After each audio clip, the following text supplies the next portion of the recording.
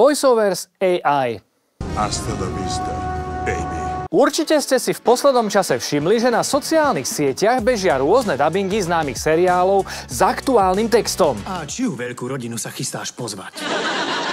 Predsa ty, ja, Pele, polka klubu Oľano ako za starých čias. Áno, ide o light deepfake z Bystry. Toto video je pre hercov, daberov, zvukové štúdia, IT špecialistov, reklamnej agentúry, vydavateľstva, ale aj podvodníčkov a deepfakerov.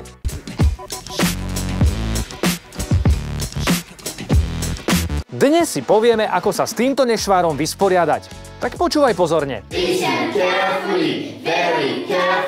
Na internete existuje množstvo aplikácií, ktoré sú schopné vygenerovať vety a súvetia s relatívne peknou intonáciou. A pozor, aj v slovenčine. Časy, keď sme sa ukľudňovali, že sa to k nám dostane až tak za 10 rokov, sú dávno preč. Dávno rozumej tak 2 až 3 týždne.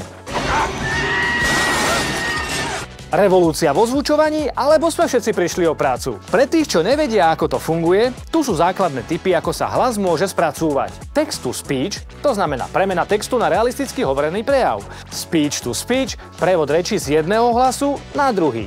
Voice cloning, vytvorenie vernej kopie ľudského hlasu, ktorú je možné použiť na rôzne účely. Mohol by si vymazať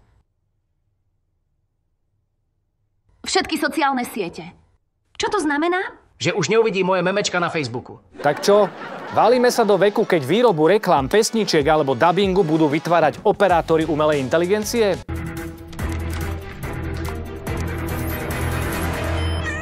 Pravdepodobne áno. Preto vám, milé umelkyne a umelci, môžem len odporúčiť, aby ste svoj hlas nepredávali kadekomu za doslova pár centov.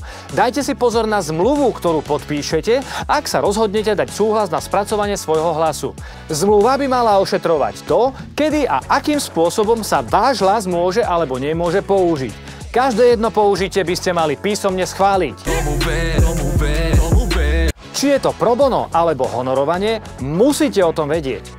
VoiceOvers AI je fascinujúca oblasť s obrovským potenciálom. Je dôležité, aby sme sa o tejto technológii rozprávali a zvážili všetky jej aspekty, aby sme ju mohli zodpovedne a efektívne využívať v budúcnosti. Tímto obřadem vláda Spojených států zaručuje, že bude mít stejná práva a výhody jako každý jiný občan tohoto národa. Dovolte, abych vám pogratulovala. Pane Johnny Pětko.